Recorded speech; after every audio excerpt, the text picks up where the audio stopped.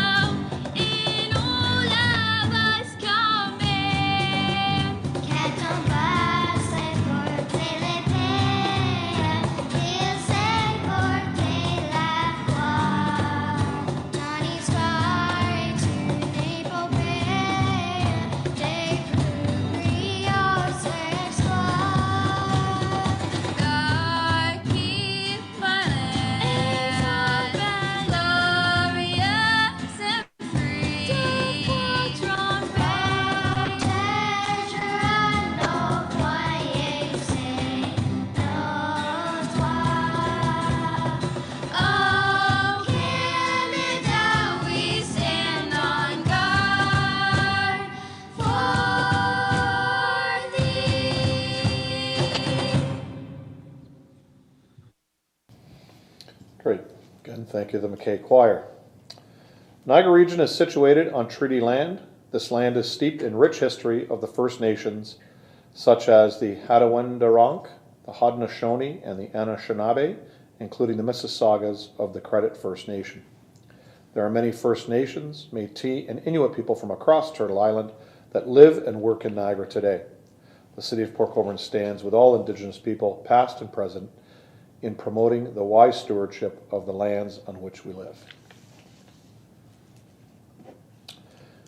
Council, we have one proclamation this evening, Crime Stoppers Month, January of 2022. If I could have Councillors Desmarais and Beauregard move that. Are there any questions? All in favor, please raise your hand, and that's carried. For the adoption of the agenda this evening, if we could have Councillor Wells and Councillor Bodden move the agenda. Are there any questions or changes to the agenda? All in favor, please raise your hand. That's carried. Disclosures of interest, I have one this evening. Items 8.1 and 20.1, Councillor Beauregard, as he works for the firm involved in that planning decision. Are there any other conflicts? Seeing none, thank you, Council. We have two sets of minutes, regular meeting of Council November the 8th, 2021, and the public meeting November 15th, 2021. If I could have Councillors Danch and Bruno move that. Are there any questions on either of those minutes? All those in favor, please raise your hand, and that's carried.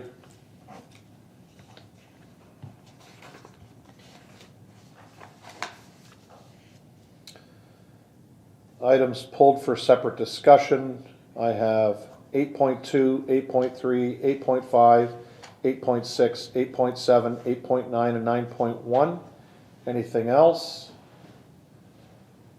Okay, so as opposed to doing them en bloc, Council, I'll just ask for item 8.1 because of Councillor Beauregard's conflict. All in favor of 8.1, please raise your hand. That's carried. All the other items not pulled for discussion, everybody can vote on this one. All in favor, please raise your hand. And that's carried.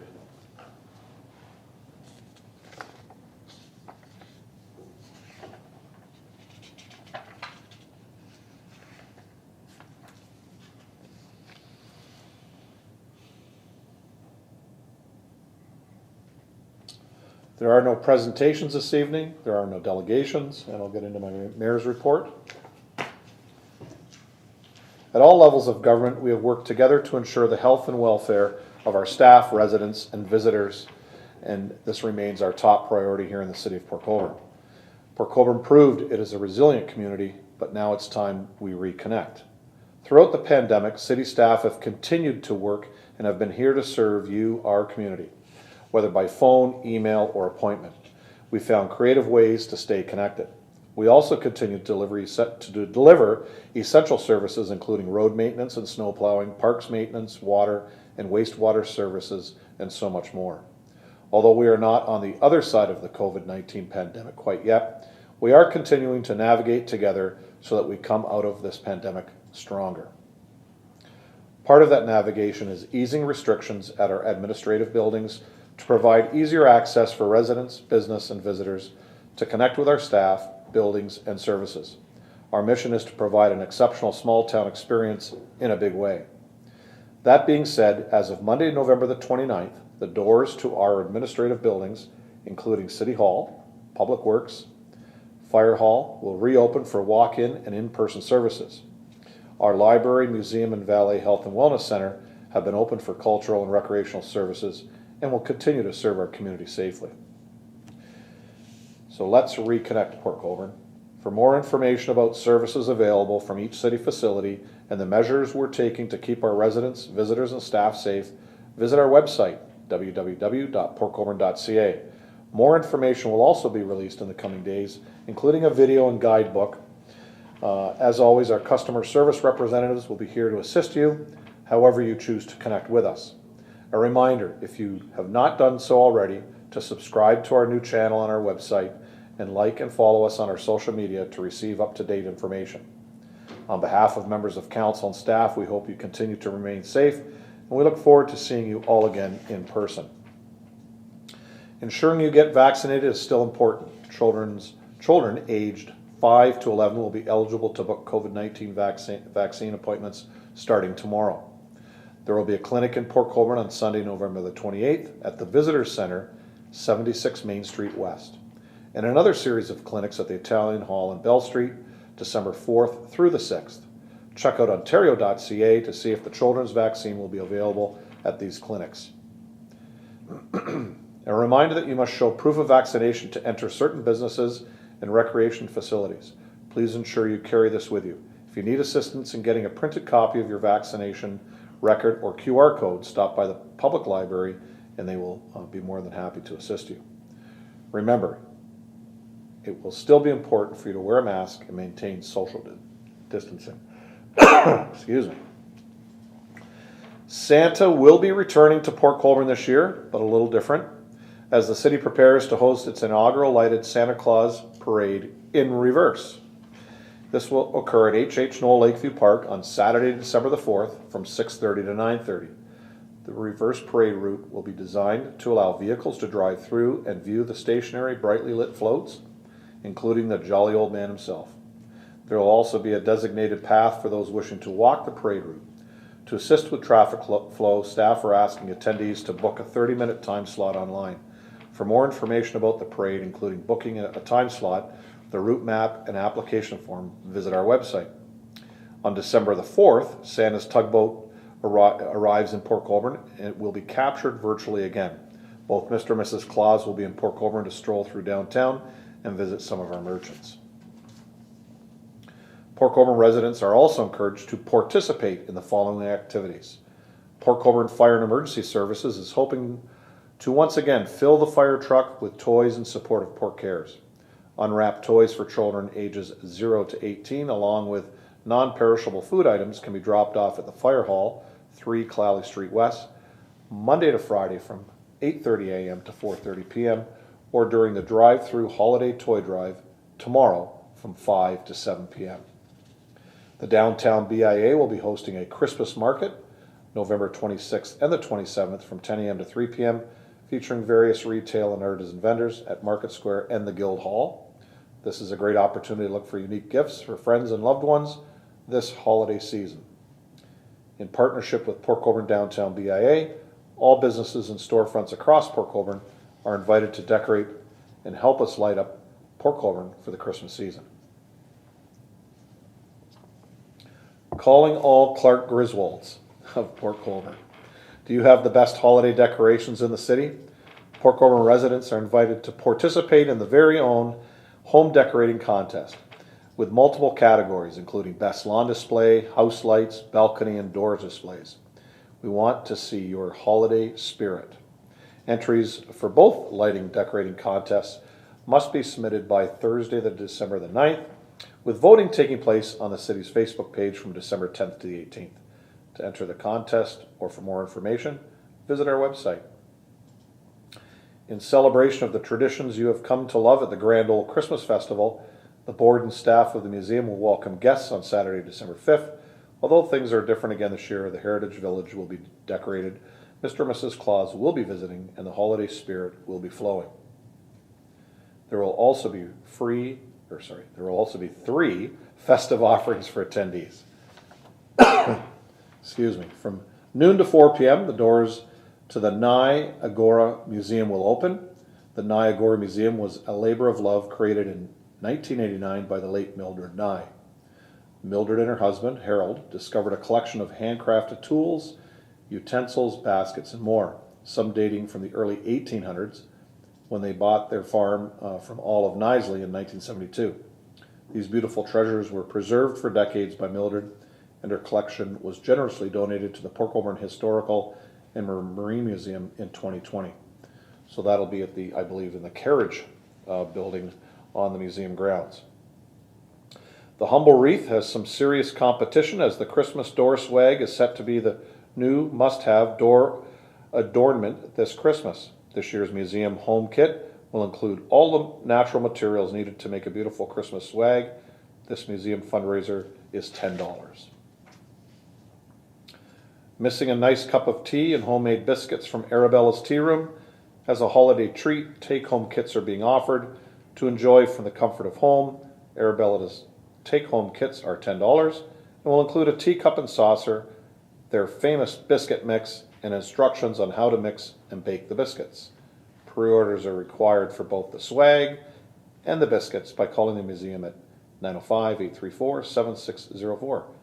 Enjoy celebrating Christmas in Port Colborne. And we ask you, continue to take care and be safe. Any questions with regards to the Mayor's Report, Council?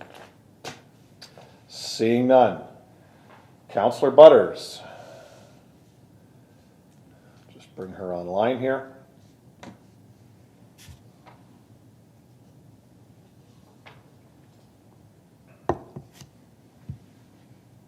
There we are. Good evening, Councillor Butters, and welcome.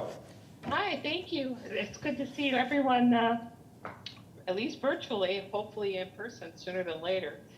So I'd like to let you just build a little bit on the 5 to 11-year-old vaccination rollout. The region's hosting you can register for a virtual town hall, and it's for parents and guardians who have questions and concerns. It's hosted by Public Health, actually. It'll be Tuesday, November 23rd from 7 to 8. So you can go to the region's website to register and check that out and get your questions answered regarding your kids and vaccination. The region has also launched a survey to help improve diversity, equity, and inclusion.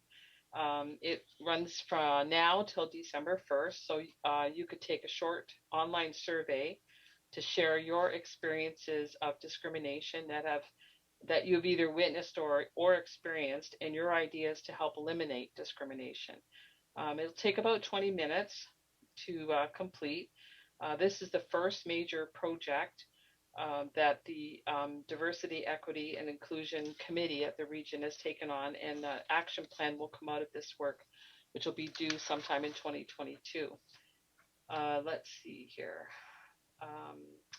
We finished up the water and wastewater budget, as well as the waste management budget last week came to council. So just as a snapshot of it, the base service in waste management is the increase is 5.54, and that is instead of 9.9, which was the forecasted increase about a year ago. So what it means in real terms is a $4 to $9 per year per household increase. And in Port Colborne, that is $7.49 or 62 cents a month. Then for the water and wastewater budget, the increase is 5.15%, 2% goes to operating, 3.15% to capital.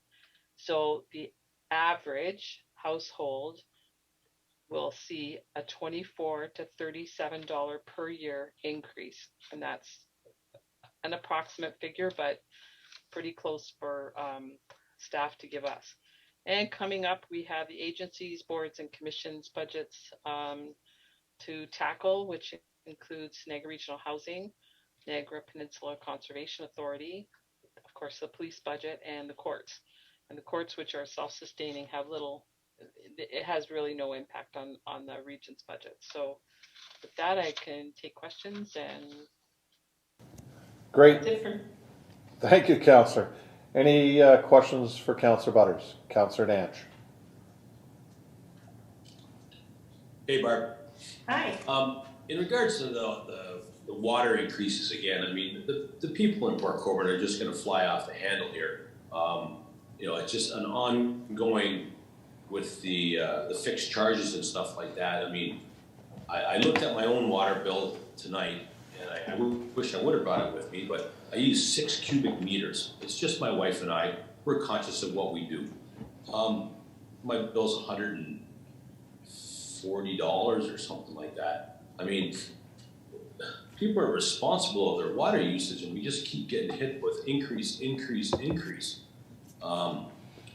I know costs of things go up, but I mean, our lakefront community is getting just pummeled here with these extra charges and fixed charges, and I just want you to echo back that good old Port Colborne down on the end of the peninsula here is not happy with what's going on. Well, thanks, Councillor Danch. I hear the pain in your voice. Believe me. What we know to be true is that aging infrastructure. If we don't put money into it and fix it, and if we have a catastrophic failure because we didn't fix it, it'll cost us that much more. So there's actually a plan going forward over the next several years of what's needed. So these kinds of increases are not going to go away anytime soon. And I hate to be the bearer of bad news, but that's the reality. Because if we don't invest in and fix that infrastructure, it will cost us way more in the long run. And that's the sad but necessary truth of it. So they've spaced it out over time, but I know it's tough on people. I know it is. Okay, any further questions? Seeing none? Thank you, Councillor Butters. Appreciate it.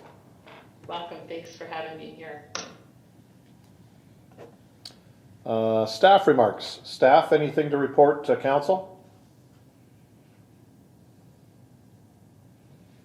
Nothing? Nothing, Madam Clerk? Or Director of Planning? 2 hats? No? Okay. Councillor items. I'm going to start across the top that on my screen. Councillor Baggy, any questions to staff? Thank you, Mr. Mayor. Yes, a few. I wasn't prepared to go first. I'm usually near the end. But the one, I did contact the director, Kawamoto, regarding the West Street construction by Rankin Seaway property, asking if the completion date, the publicized completion date is still on schedule. And he did get back to me promptly. And basically Rankin Construction informed our staff that they're going to actually be completed a little bit early, so which would be on November 26th.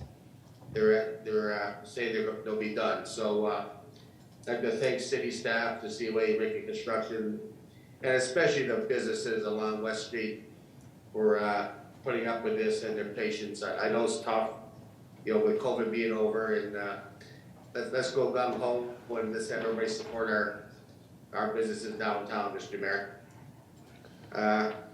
That's it for that one, Mr. Mayor. The other one, I got it from Councillor Kaliliev. Her and I talked quite a bit, and she inquired with me that she thought that there was going to be a HOPA report coming to council tonight. Apparently there isn't, but is there an estimate on when it's coming to council, Mr. Mayor? I guess I'll go to Mr. Long on that one. You're talking about the Hamilton-Oshawa Port Authority? Yes, Mr. Mayor. There he is. Mr. Long, is there anything to report on HOPA? Any reports coming to council? Through you, your worship, Evening, Council. No, there's no report this evening, and I'm not aware of any staff report or HOPA update in the near future, at least for this calendar year. Thank you. Thank you. Councillor Bagu? We're good, Mr. Mayor, thank you. Good, thank you. Councillor Demery? I have nothing tonight, thank you. Thank you. Councillor Wells?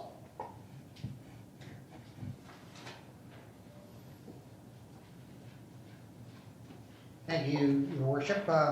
Through you, and I'm not sure whether it would go to Director Kawamoto, CAO Mr. Louis, or Director Bowles.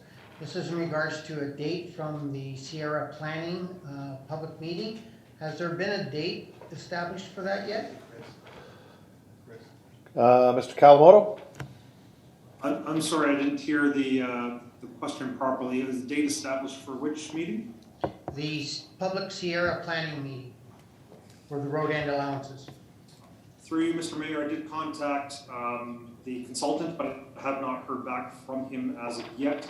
As soon as I do, we will be talking to both the clerk and the communications department to let council know and the rest of the public. I will follow up because it has been actually exactly a week since I did send that email, so I will follow up this week also. Okay. Thank you. We are getting close to mid-December. It's and time is flying. I just want to make sure the public has time to be able to get their comments in. That's it. Great, thank you, Councillor. Councillor Beauregard? I have no remarks this evening. Thank you. Councillor Bodnar?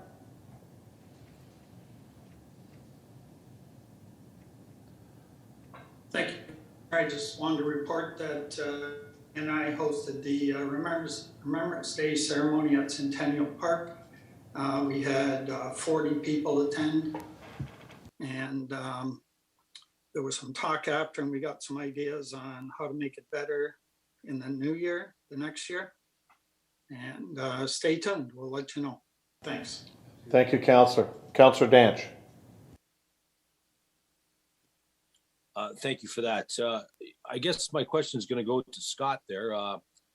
Had a few parents, grandparents in about the QR codes that are used at the Valet Center. And I just wish I hope Scott can give a little bit of an explanation to the people that are watching here tonight and explain to them why we've gone to that system there. Can we get something from you, Scott? Great, thank you, Councillor. Mr. Louis? Yep, through your worship to Councillor Danch and the rest of council, I appreciate the question. It's difficult to say, but it's one of those situations where the many people who are following the rules are being made to go through extra hoops because of a few folks who are trying to avoid following the rules. So the province has set a rule. It's not the city's rule, I promise. It's the province's rule that recreation facilities such as the Health and Wellness Center must have vaccinated, the patrons must be vaccinated. Whereas a facility like the library or other types of facilities that are not recreation based, we can do an active screening. That's where the user uses a QR code in a computer or a cell phone or even a paper screening where they answer questions to confirm their negative COVID status. Recreation facilities require a proof of vaccination. Up until now, adequate proof has been a paper copy of a vaccine certificate. In the time since those are still available to vaccinated people. In the time since they started issuing those, the province has also issued the ability to have a QR code. This is a barcode, a two-dimensional barcode on your phone or on a piece of paper that can be scanned to prove and then matched to a person's ID to prove that that person is vaccinated. We have come to find out that there's a number of folks who are trying to use forged vaccine certificates to gain access to our arena and others in Niagara. I've actually personally spoken to the medical officer of health for Niagara, and he suggests that it is number one, easy to forge, and number two, common to try to gain access to these facilities. This puts all of our users at risk when folks come in who aren't vaccinated and aren't following the province's rules, which we are left to enforce. Users, our security company and so on are all affected by these folks who are trying to get in. So in order to provide, and we have people, literally we have people who are legitimately in the arena who are seeing their friends and neighbors who they are aware are not vaccinated for whatever reason they're aware, are pointing them out and saying, I don't understand how that person got in here. And this has caused the requirement for us to require the QR code. So a couple things about the QR code. Again, it's two-dimensional. If you don't have a smartphone, you can use it on paper. It's a scannable technology, and we have done a good job of promoting the fact that it's required through signage at the arena and communication with user groups. We have a printer set up right at the entrance to Valley, so if folks aren't aware that this is the new requirement, they're able to log in right away and print off their own by using their health card to get that information. And in fact, I'll share an anecdotal story. Within 15 minutes of the security checkpoint being set up last week, we already had people who had produced the old style vaccine certificate, but were unable to duplicate it on the computer because we think it was forged. So it is a problem that we're trying to solve. Now, I have talked to staff today. Staff suggests that we've done a very, very good job of getting the word out to Port Colborne hockey teams, relying on some of the coaches and other league officials to let the families know, the parents and grandparents who like to come and watch hockey. The hardest group to reach is the out-of-town team. So if a team comes in from Dunnville or St. Catharines, they might be caught by surprise by the rule that requires the parents and grandparents to show a QR code instead of the traditional non-QR code vaccine passport. But gradually we're getting the word out to those groups as well. One last thing about QR codes and vaccine passports generally in the arena. There is in place a youth sports exemption. That means that people who are participating in sports who are age 12 to 17 and are not vaccinated are allowed to access the arena, as are, and I just learned this on the weekend and I feel a little bit like I should have known this earlier, and I apologize to council for that, and councillors and I have talked on the phone about this, and I just became aware this weekend. That extends to team personnel. So adults who are working with the hockey team actively, a trainer, a coach, can access the facility on the youth sports exemption, even if they're over 17 years old, if they're not vaccinated. That does not extend to parents, though. So parents must be vaccinated to access the facility and watch their children play or practice. And I think hopefully that's a full answer. I can take more questions if there's follow-up. Counselor? You're all set? Oh, go ahead. No. So, Scott, and I don't want to dwell on this. I mean, I've got my QR code. I go to the arena. I can play in hockey forever. I'm not getting the phone call from the big league, but I guess that's expected. All I know is,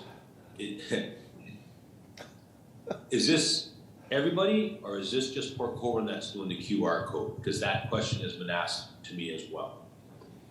So through your worship to Councillor Danch, I think that's an operational question, and I'll ask Brian Bowles, Director Bowles, if he has the answer to that. Mr. Bowles?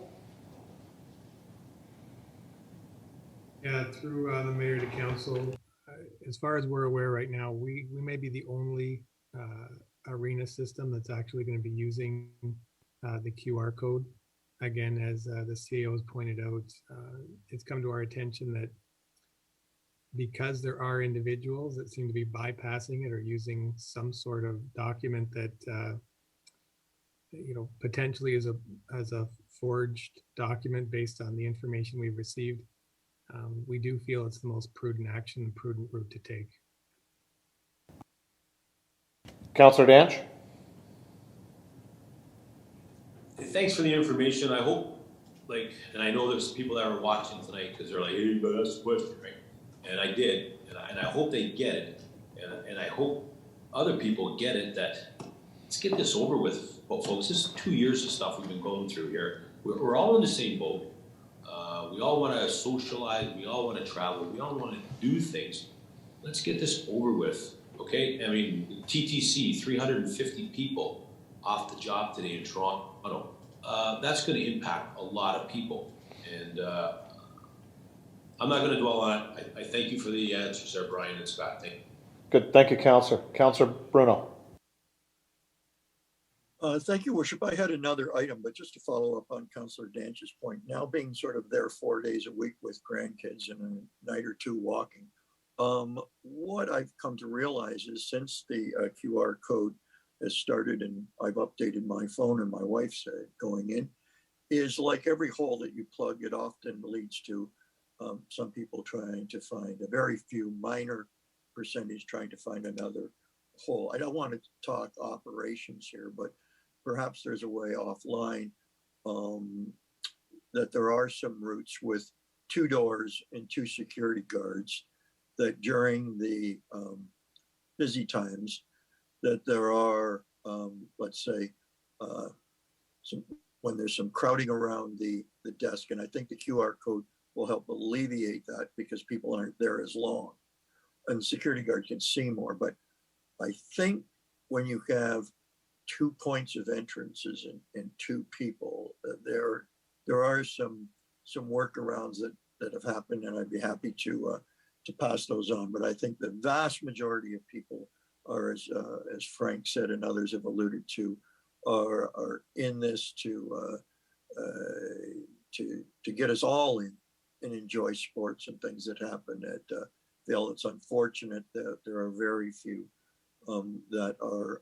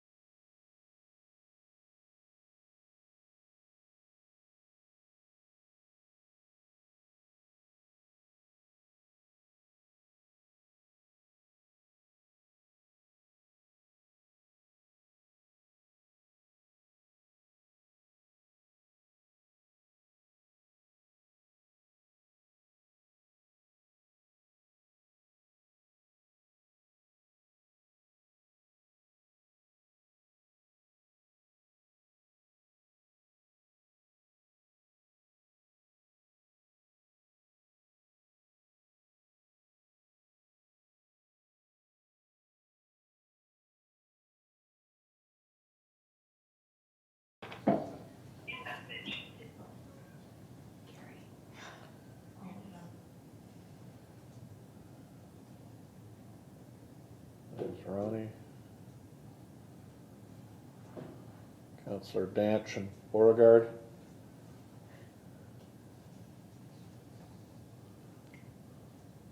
There's Councillor Beauregard.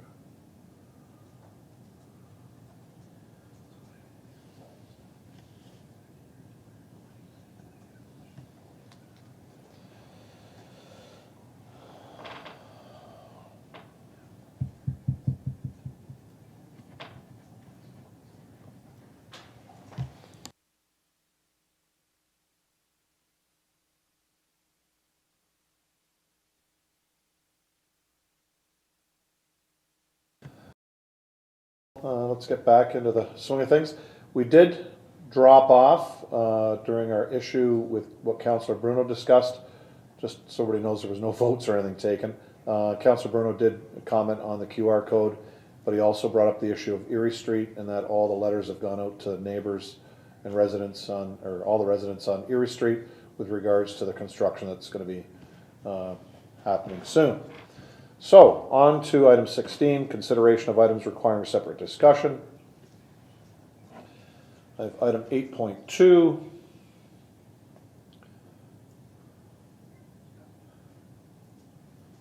Proposed adjustment to the urban storm sewer boundary. Recommendation that Corporate Services Department Report 2021-302 be received, that the urban storm sewer boundary be adjusted as set out in Appendix A to Corporate Services Department Report 2021-302, that this adjustment be retroactive to the 2019 urban storm sewer boundary implementation year, and that refunds be issued to the properties previously billed but now outside the adjusted urban storm boundary. I have Councilors Bruno and Wells moving that. Councilor Bruno. Thank you, Mr. Mayor.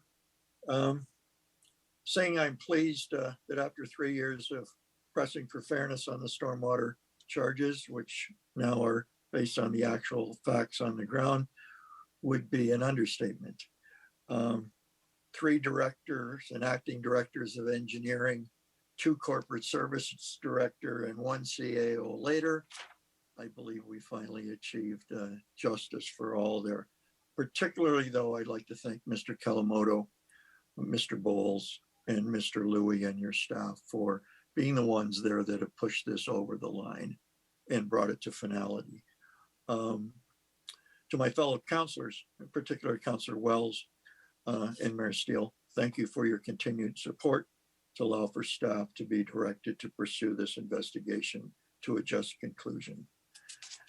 Work like this, it demonstrates council's dedication to this, to get things right. And with that, I have one question through you to Mr. Bowles. Mr. Bowles, I understand that there are now these 460 people or properties that will be getting up to $320.50 refunded for the years 2019, 20, and 21, as per the report.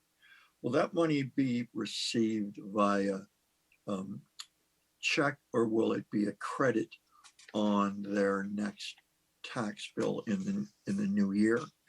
And if so, would it be all on the first installment? Mr. Bowles?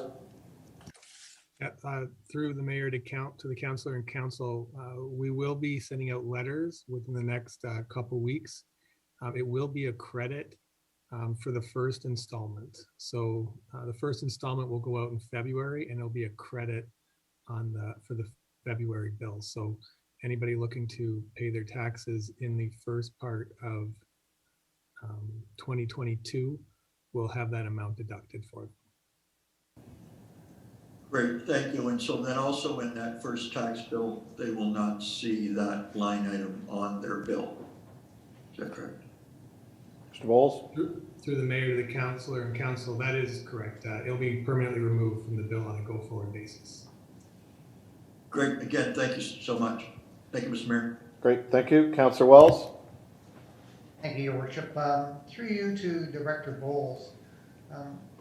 This came up at last council meeting when we were talking about rates and fees, and there are a lot of inequities within rates and fees depending on it, and we try to follow the principle of the fundamental principle of the beneficiary pays for the services. In this regards here, I know that there are some contributors to the storm sewers that are rather significant because they have permits to take water.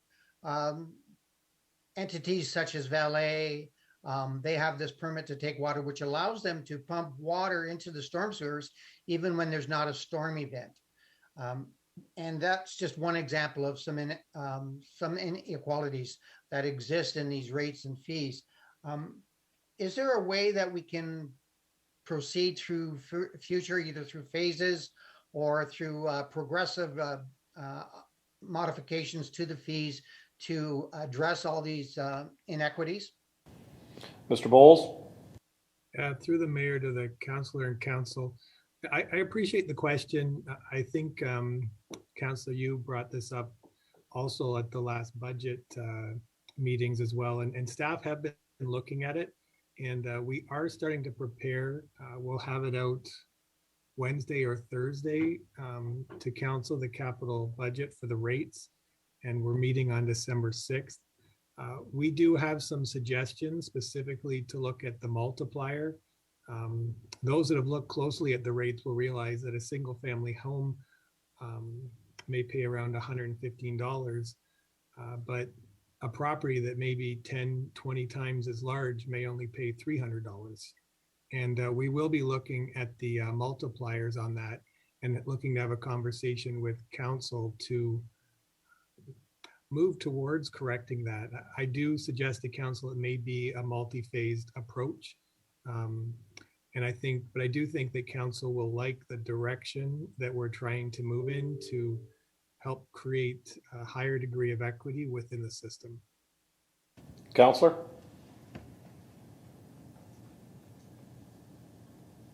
Thanks, Brian. That's it for me. Great. Thank you, Counselor Wells. Counselor Bagu? Thank you very much, Mr. Mayor. Actually, I do the first question to Director Bowles with his credit. You're going back to 2019. What about people that have relocated, say in 2021, that have paid into it and are now living somewhere else? Is that taken consideration, or is just the existing homeowner that will get the rebate? Mr. Bowles? Yeah, through yourself, Mayor, to the counselor and council, we will be giving the rebate to the home. It is a common practice that it stays with the home in these types of situations. I guess it's kind of similar to a drain. If you purchase a property and maybe there's some work being done on it, you may end up hitting or getting that full drainage bill, even though some of that work was done before you moved into that property. I'll admit it's not a perfect system, but it is the system that we're proposing to council here, that we would credit it to the property, not to the owner. Counselor? Okay, that's a good answer. Thank you, Mr. Mayor. My next question is the mapping, the two maps where we increase the, I don't know so much as the eastern part of the city, but the western part, the new mapping, how much was added from the existing mapping done by the consultant AE. And my comment is, at the present time, we have hired a drainage engineering company to redo the Eagle Marsh drain, the whole system. That will come to council for consideration. Now,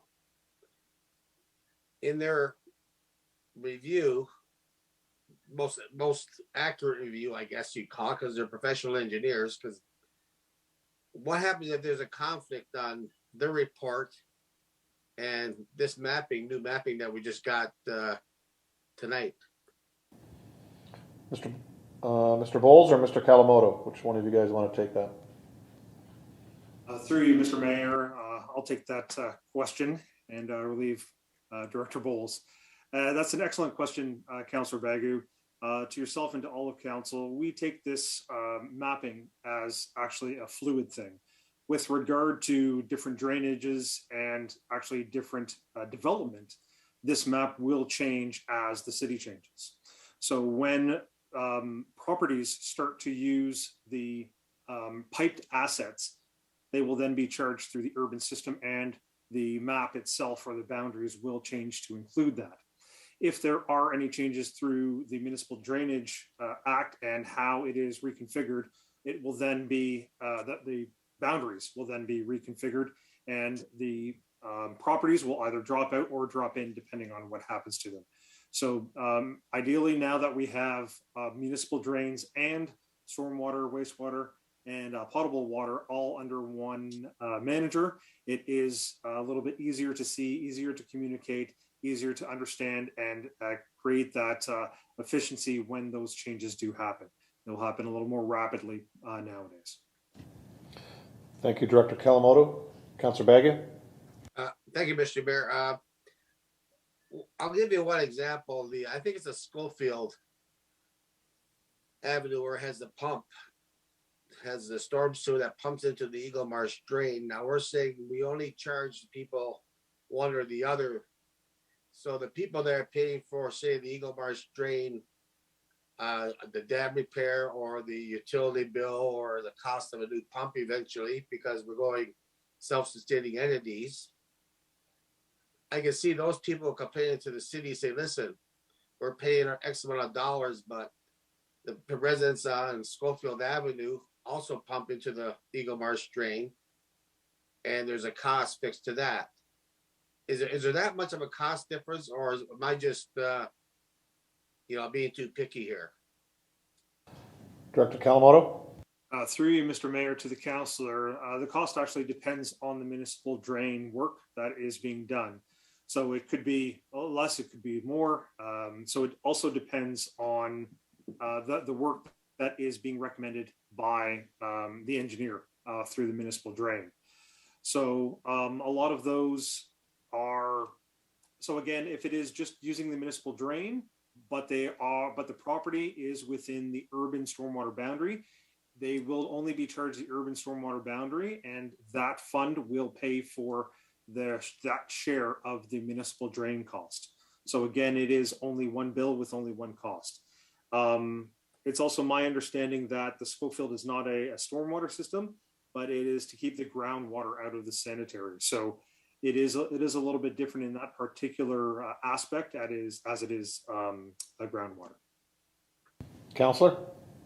Okay, yeah, I'll accept that. Let me just look at my notes here, Mr. Mayor, sorry.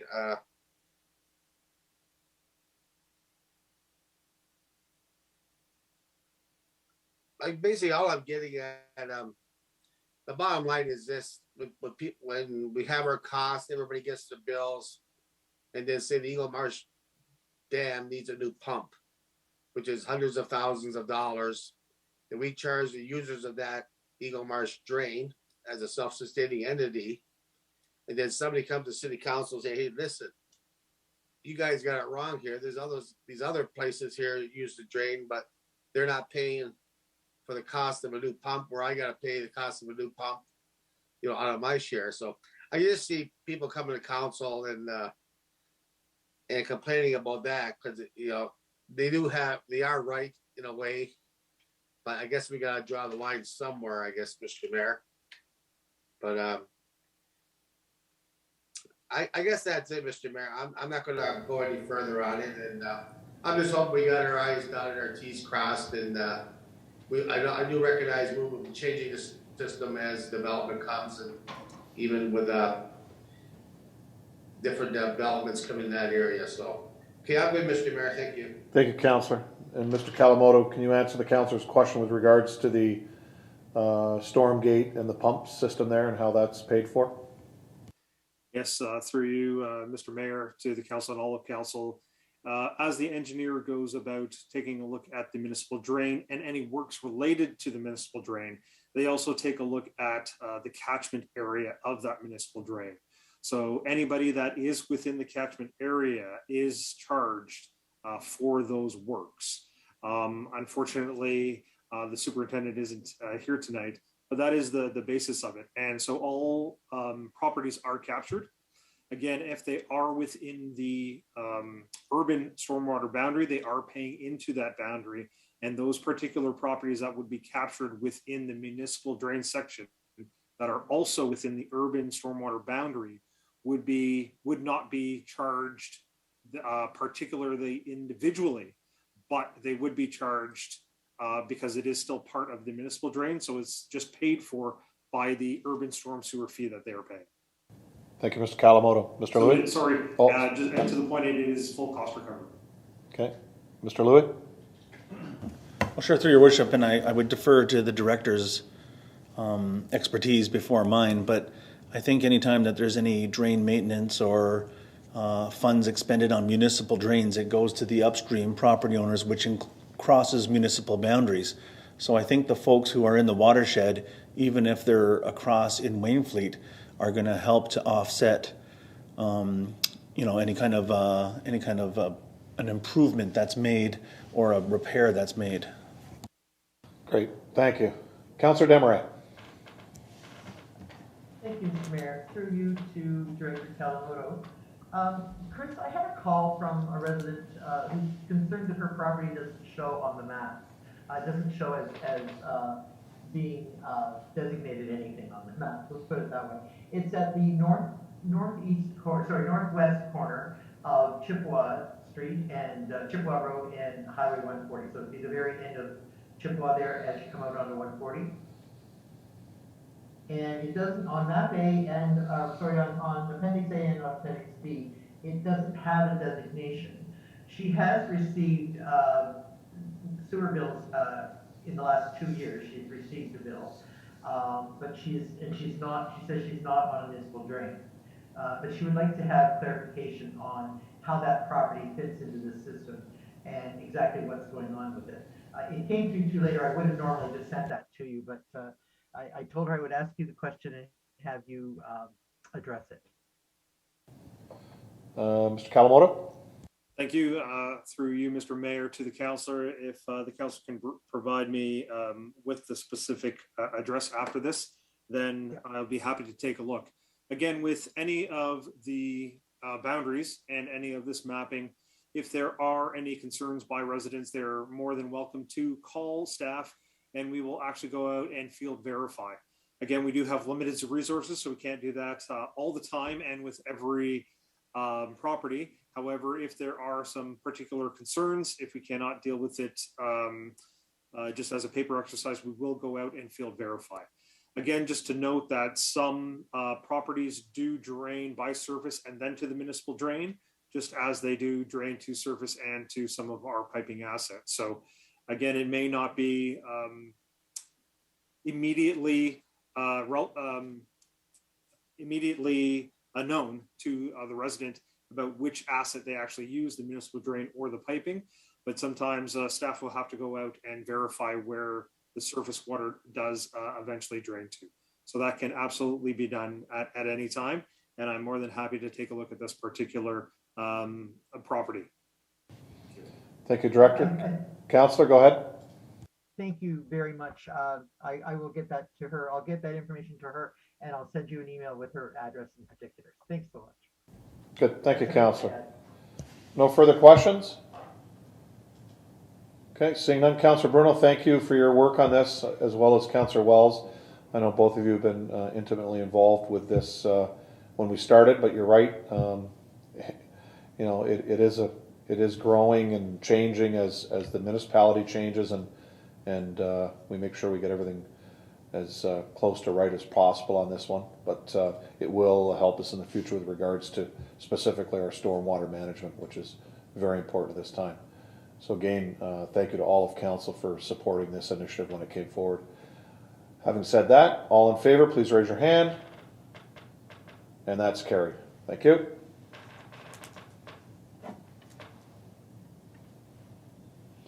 .3 is the Strategic Plan Quarterly Report. The Chief Administrative Office Report 2021-293 be received for information. I'll have Councillor Bagu and Councillor Desmarais move that. Councillor Bagu. Thank you again, Mr. Mayor. I guess this goes to regarding the Welcome Center of the report. On page 3 of the report, under the implementation of cruise destinations strategy and action plan, on the status category of next steps in timelines, what I'm looking for is when will there be a public meeting regarding the Welcome Center? And also, when will the funding proposal come to council for the Welcome Center? Mr. Long. Yeah, through you, Your Worship, to the councillor. I guess in terms of public engagement and public communications, I think it's important to note that that our office issued an update to the 2 BIAs as well as the Chamber of Commerce regarding the Waterfront Center and the cruise ship element of that within the last couple of weeks, and we've asked the chamber and the BIAs to share that communique with all of their members. It is our intention to have a public meeting, an information meeting with the community, I think sometime in the first quarter of 2022. It is also our intention to come to council with an update report and to talk about the financing options and a financing strategy for the new Waterfront Center. So lots going on, and happy to update council and the community in the first quarter of the new year. Thank you. Councillor Bagu? Okay, thank you, Mr. Mayor. I'm good with that. Good, thank you. Any further questions? Councillor Wells. Thank you, Your Worship. Through you to Mr. Long. Is it possible to put that update that was issued to the VIAs and the Chamber of Commerce on our website? Mr. Long? Through you, Your Worship, Councillor Wells, yes, we'd be happy to do that. It's certainly public information, and my colleague, Mr. Higginbotham, is on the call this evening, and he helped to draft that memo. So we certainly want to share information about the Waterfront Centre and the cruise ship season in 2022 with the community. Happy to post that on our website. Absolutely. Thank you. Councillor? Thank you, that's great. Okay, any further questions? Seeing none, all in favor, please raise your hand. And that's carried. Thank you.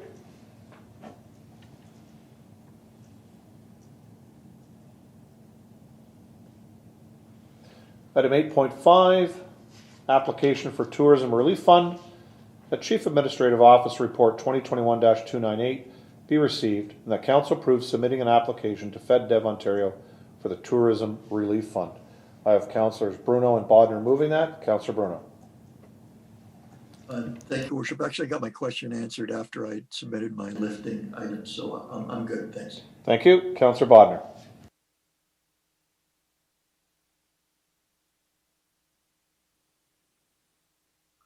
Thank you, Mr. Mayor. I wonder if I guess either Greg or Gary or the CAO could just tell us where those funds are going to be used if we're successful in getting them. Okay. Thank you, Councillor. Mr. Long, who's going to take that? Mr. Higginbotham? Yes, I can take that.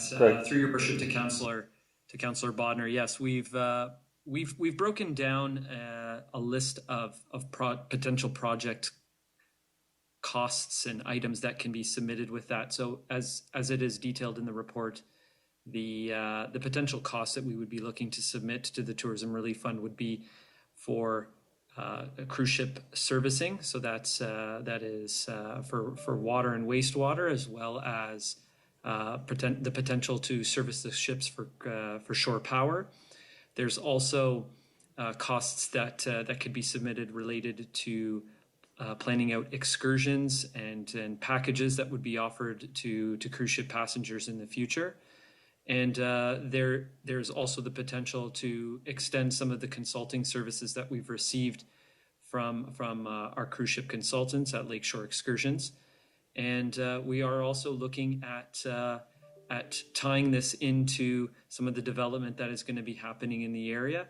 And so looking at other items such as related to the Welcome Center and welcoming cruise ship passengers, whether it be through information or through digital technologies. Councillor? Thank you, Mr. Mayor.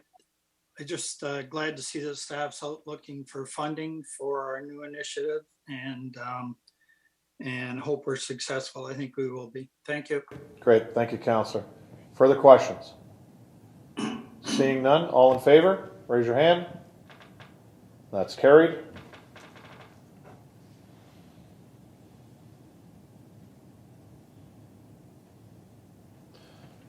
This is project number 2021-35, Infrastructure Needs Study. The Council award the consulting services for the Infrastructure Needs Study and Integrated Asset Management Plan to GM Blue Plan Engineering Limited for the amount of $493,682 plus applicable taxes. That the Director of Public Works be given the authority to approve any additional costs for ground assessment investigations and or relevant additional works up to the limit of the approved budget, and that staff prepare the contract bylaw and the city clerk and the mayor be authorized to execute the contract agreement. I have Councillors Bruno and Bagu moving that. Councillor Bruno. Thank you, Worship. Through to Mr. Kawamoto. Chris, glad to see this, I know you are, off the ground and out there and received. I did want to ask you, do you think it's just the nature of how busy all these consulting firms are that we really just had, was it just the one submission, Chris?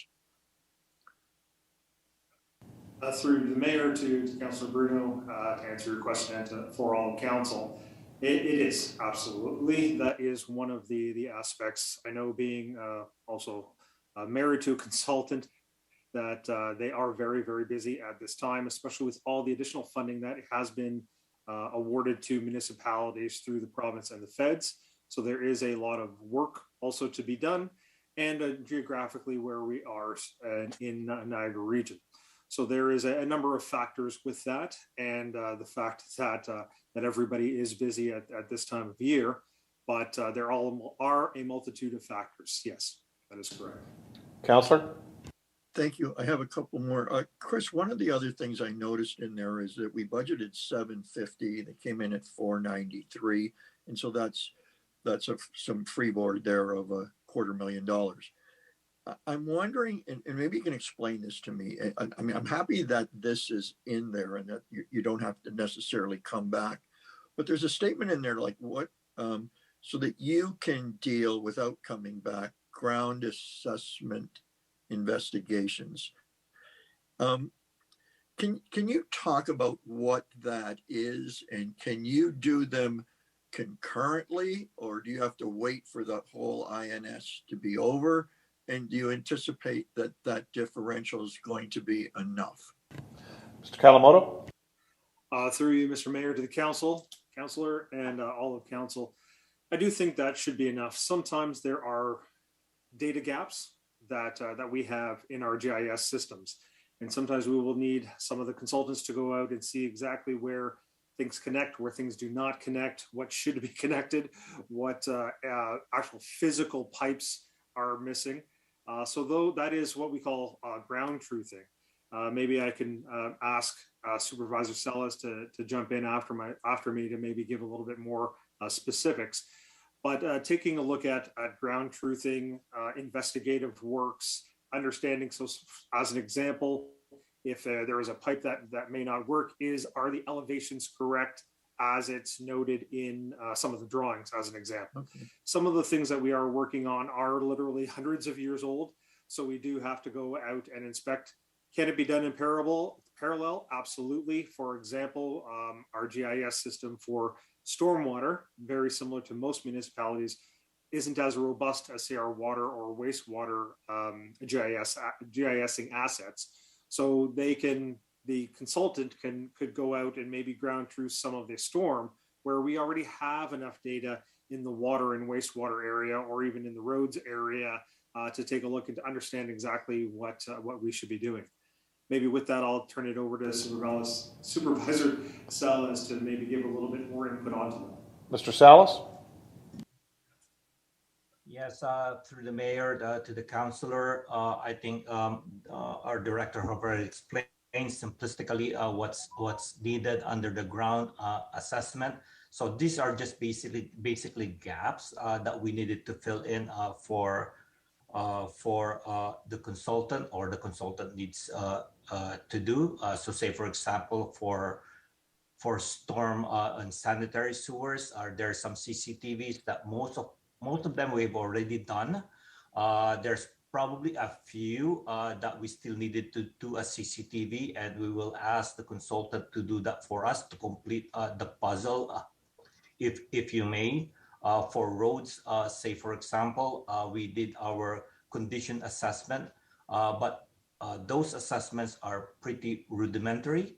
So the consultant will provide a more up-to-date way of assessing our roads, so that we could assess carefully what would be the life cycle requirements, rehabilitation, if you may, that's needed. That also applies to water, say for example, looking at the age, verifying them, verifying whether there's redundancy, say for example, to our water system. That needs to be verified. Sometimes it's really critical that even though we have the information, that we verify that for purposes of making sure that our models are correct. Of course, we are also integrating some of this assessment as relates to what the region is providing for the city from a regional level. Those has to be verified and make sure that those ties into the city infrastructure. Okay, Councillor Bruno? Thank you, gentlemen. Excellent explanation. A two-parter, and this will be the end. These various studies, I'm assuming, are going on concurrently: water, wastewater, storm, and maybe finished at different times along the way. Mr. Kawamoto? Through you, Mr. Mayor, to the councillor, they may be done at different times. They are done concurrently, sorry, in parallel, because the expertise of each of the assets is what the consultant will provide. So they may provide an expert with regard to, say, water, but then there's another expertise with regard to roads. So they will be doing it on parallel. So depending on the complexity and the amount of data gaps, they may be finished at different times. What the request has been identified as is that the consultant will hopefully have this done so that myself and engineering and public works staff can then put into the 2023 draft budget considerations all of the information and the high priority that will be identified through this INS. Just also to note, we are getting our OSIMs completed through this project. Our road condition assessment review completed through this project, and a lot of the work through the asset that is needed for the asset management plan to also be done by the end of June. So all of that work is going to be done, and as mentioned, because the asset management plan is required by the end of June, some of the preliminary works would feed into that. So it'll be actually before the INS is completed. We will be utilizing that information and working on that information to obtain, say, a 5-year capital plan, finalizing the asset management plan, and completing the OSIMS plan for next year. Councillor? Chris, I was wondering, can you give us if there's any highlights along that 6-month path? Can you let us know, perhaps a director comments at a meeting? And the other thing is it a possibility things will be discovered along that 6-month path that can be dealt with, or is it really just the final report and then you study the strategy and how the money flows, or are there things unearthed along the way that may help the system? Mr. Kawamoto? To the mayor, to the councillor, and all of councillor, there are absolutely things as the consultant goes along and understands and sort of turns over the different rocks. There may be some operational matters that staff can do internally, so not even having to wait for the capital projects. If there is something that we can fix or complete internally, then absolutely we will be doing that along the way. I can give council an update 6 months after this project starts to show what we have completed to date and where we plan to go. The major works would need obviously capital budgets, and again, as noted, we are hoping that the INS study is basically completed by then. So yes, it does have to wait for the end for the larger things. Some of the smaller things we can do immediately as we understand them and as we identify them. So it is kind of a little bit of both. And as mentioned, as each of the assets are being done in parallel, that means we can also do our works, especially operationally, parallels. Councillor Bruno? Great, thank you, Chris. Mr. Salas, great job. Thanks. Thank you. Councillor Bagu? Thank you again, Mr. Mayor. Thank you, Mr. Kawamoto. I sent you an email earlier regarding a lot of these questions, and you sent me the answers back, but you must have some sort of blockage in your computer because I can't transfer to my home computer any of your emails, but I have to write things down from memory. Anyways, at first I thought all this money that we're budgeting for was just for compliance with Ontario government that we have to send by the end of the year 2022 for the report to tell them how dismal our infrastructure is, which they already know, and how every municipality in Ontario has the same dismal infrastructure that we have. And I was just questioning the money we have to spend just to tell the government we're in bad shape. But from Councillor Bruno's questions, it goes a lot further than that. And basically, the only comment I have from your answer to Councillor Bruno and to council is, in the past, city councils have done a lot of studies on infrastructure needs in this city. And there's some said, oh, we're guaranteed we'll find X amount of leaks for $20,000 you give us, blah, blah, blah. But basically, like, what the taxpayer is looking for is the bottom line, a plan. And you talk about a plan, and I really appreciate that. And that's one of the reasons why I even ran for council, because of the infrastructure. And I'm glad to see we're on the right ball. And as long as we keep the blinders on, we keep going straight and get the report. I think our constituents and our taxpayers, you know, the bottom line is they're going to see we are trying to make headway in this and get our rates down. And, you know, maybe we'll lead a lot of the other municipalities in fixing our infrastructure first. I know it costs money to fix it. I understand that. Just like climate change, it's going to cost money. But I'm very, very happy to see you going in this direction, Mr. Kawamoto. Thank you, Mr. Mayor. Great. Thank you, Councillor. Any further questions? Seeing none, all in favor, please raise your hand. And that's carried. Thank you.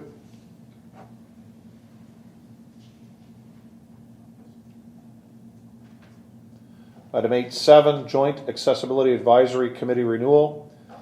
The Council Services Department Report, the Corporate Services Department Report 2021-304 be received. The Council approved the proposal to coordinate AODA compliance for 2022 from 2022 through to 2024, attached as Appendix A to Corporate Services Department Report 2021-304, and that the Manager of Human Resources be directed to renew the city's membership in the Joint Accessibility Advisory Committee as needed until otherwise directed by Council. I have Councillor Bodner, and I'll ask Councillor Wells to second that, and I'll go to Councillor Bodner. Thank you, Mr. Mayor. Just a statement on here. I just read the last part of this recommendation, and it does say until otherwise directed by council. So this is still a trial period to see how we're gonna make out. And I just wanted to highlight that and let everybody know that that we've got eyes on this and making sure that it's going to be in the best interest of the city. Thank you. Great, thank you. Ms. Murray, anything to add? Thank you, Mr. Mayor. Through you to Councillor Bodner. We are required to renew our membership in this joint committee every couple of years, and so that's what this is. So I wouldn't say that it's still a trial period, but certainly we will redo our renewal and then be back again when it's time to renew again. Great, thank you. Any further questions? Seeing none, all in favor, please raise your hand. That's carried.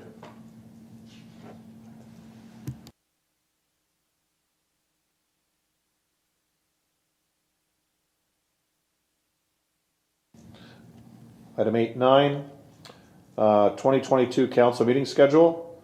That Corporate Services Department Report 2021-301 be received, and that the 2022 Council Meeting Schedule set out in Appendix A of Corporate Services Report 2021-301 be approved.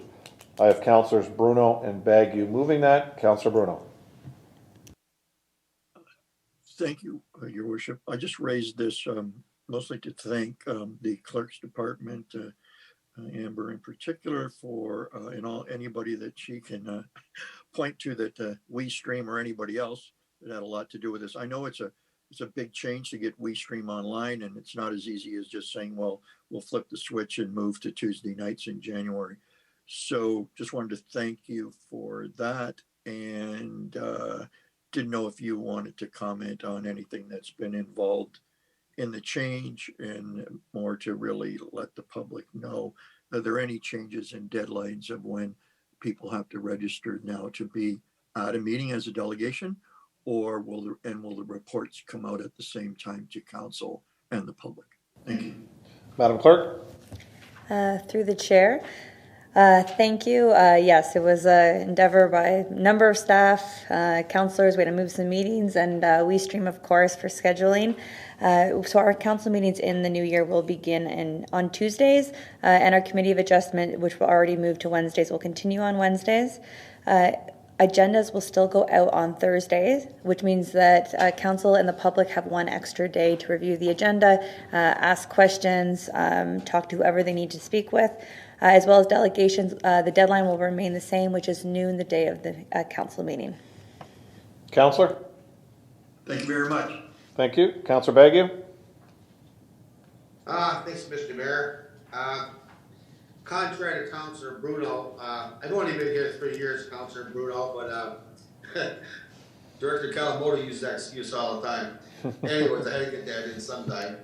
Anyways, personally, I find 4.5 days is long enough for me to review everything, and I find there are some staff that do answer my emails even on the weekend. And I send them in on Thursday night or even Friday, which I give them the heck when they do that. But that's just the way it is. Some dedicated staff, very dedicated staff with the city. So that's all I got to say, Mr. Mayor. Great. Thanks. Thank you. Any further questions? Seeing none, Councillor Danch? Yeah, I just wanted to echo what Councillor Baggy was saying there. I signed up for Monday nights 11 years ago, and some people might go through things a little bit more thoroughly than others, but I still work for a living, and I have no problem getting through this stuff. But thank you. Great, thank you. Any further questions? Seeing none, all in favor, please raise your hand. And that's carried. Thank you, councillors.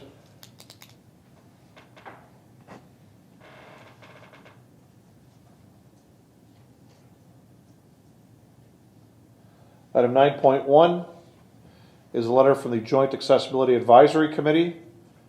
And I'm going to have Councillor Bodner and Councillor Beauregard move that. And I know Councillor Bodner has a question on that piece of correspondence, so I'm going to go to Councillor Bodner at this time.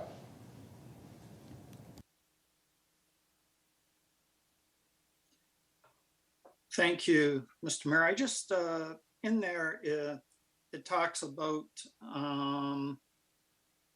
that the transit system isn't fully accessible for certain people to access this, and I just wondered where it's at, and is it updated, and if it isn't, when will it be updated? Thanks. Oh, I'm going to go to CAO. Sure, through your worship to Councillor Bodner, I appreciate the question. I did speak to our HR manager about this as well, because initially we had seen this letter in draft format before it was finally prepared and sent to the clerk's office for inclusion on the council agenda. And after I saw it, we talked about it a little bit, and coincidentally, there was a meeting between all of the CAOs and the leader of the intermunicipal transit system at the region, the staff person there. And on that meeting, one of the other CAOs referenced this letter because their committee had also shared it with that CAO. And they provided verbally on the conference call a very plausible response to the issues that were raised in this letter. But they advised that they had not yet seen the letter. So when I did get a final copy, I sent it over to that staff person at the region. I copied all of the municipal CAOs in Niagara, and I suggested, I have some exact words, I suggested that they might want to, take that answer that we were given verbally at the staff only level and prepare it in a format for council and send it to the 12 lower tier municipalities, because all of them have received this letter that's before council today. I wasn't aware that our clerk's department was so efficient that it would be on the agenda today. So I expect to have a reply from the region to the concerns that were raised here. and in some cases, a perfectly reasonable explanation or plans to make sure that the issues are addressed in the work plan for intermunicipal transit at the next council meeting, which I always forget is December 12th or 13th? 13th? December 13th. So I expect you'll have an answer on your agenda in correspondence on that date, December 13th. Councillor Bonner? That's fine, and there was a request there to have a member of the Accessibility Advisory Committee sit on the transit board, or yeah, I think it was to have a seat on there. Will that also be answered in that letter? Sure. Through your worship to Councillor Bonner, my intention is to make sure that the regional staff address that along with the material about the accessibility.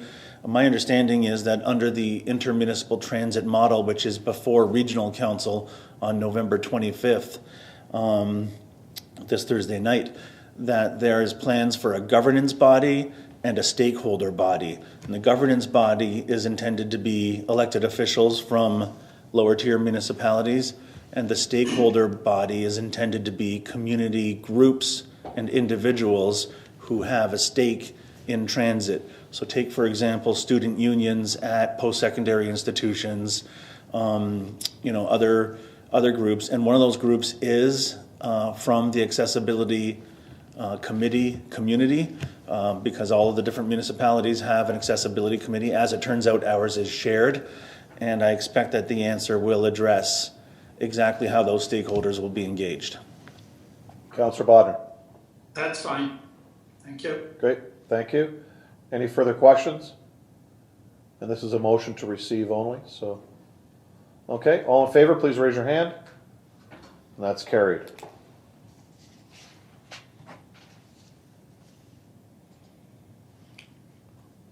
There are no motions this evening. Council, does anybody have a notice of motion?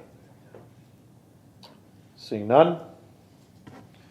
We have one set of minutes of boards and committees. The Port Colborne Library Board minutes of October the 5th, 2021. If I could have Councillors Bagu and Desmarais move that. Are there any questions on those minutes? Seeing none, all in favor, please raise your hand. And that's carried. Bylaws, we have three sets of bylaws. Council, I'm going to do this in two parts. One, I'm going to take 20.1 as Councillor Borgard's conflict, and then I'll do the other two in block. So bylaw 20.1, I'll have Councillors Danch and Bruno move that. Any questions on that bylaw? All in favor, please raise your hand. And that's carried. Again, noting the conflict. So items 20.2 and 20.3, I'll have Councillors Wells and Bodnar move that. Are there any questions on those two bylaws? Seeing none, all in favor, please raise your hand. And that's carried.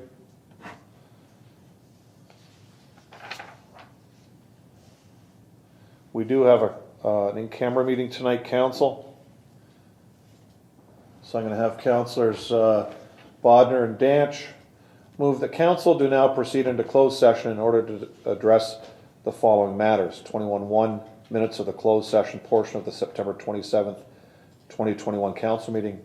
21.2, Chief Administrative Office Report 2021-296 concerning Nyan Energy Lands and the Nyan Tank Farm property pursuant to Municipal Act 2001, subsections 2392E, litigation or potential litigation, including matters before administrative tribunals affecting the municipality or local board, and 2392F, advice that is subject to solicitor-client privilege, including communication necessary for that purpose. 21.3, Chief Administrative Office Report 2021-305, concerning an update and next steps for 12 King Street pursuant to Municipal Act 2001, subsections 2392C, a proposed or pending acquisition or disposition of land by the municipality or local board. 2392E, litigation or potential litigation, including matters before administrative tribunals affecting the municipality or local board, and 2392F, advice that is subject to solicitor-client privilege, including communications necessary for that purpose. And item 21.4, Chief Administrative Office Report 2021-300, concerning an update and options for 142 Fraser Street pursuant to the Municipal Act 2001, subsection 2392C, a proposed or pending acquisition or disposition of land by the municipality or local board. Any questions, councillors? Seeing none. All in favor, please raise your hand. And that's carried. We will not be coming back into public after our in-camera meeting, so that will be it this evening for our WeeStream, and we appreciate everybody watching. And remember to call our customer service representatives at City Hall if you have any issues or you want to report any bylaw infractions or have any questions directed towards any department. Please go through our CSRs. Again, enjoy your evening, and we'll see you next time.